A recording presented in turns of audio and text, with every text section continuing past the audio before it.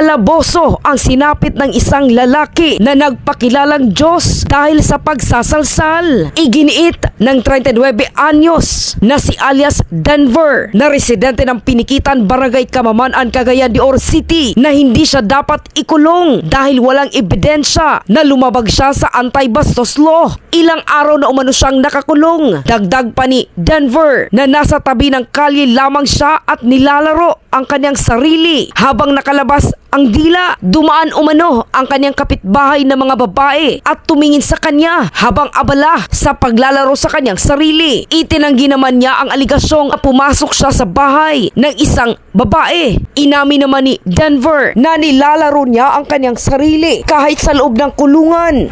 Looking by someone by sa tira ni sir katong saying without no evidence na siya gitawag og saying without no evidence.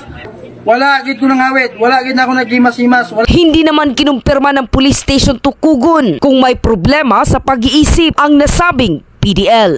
Ako si K5K Buscaino para sa Kampiyon na Balita, Serbisyo Publiko at Kasiyahan. K5 News FM. K5 News FM. News FM.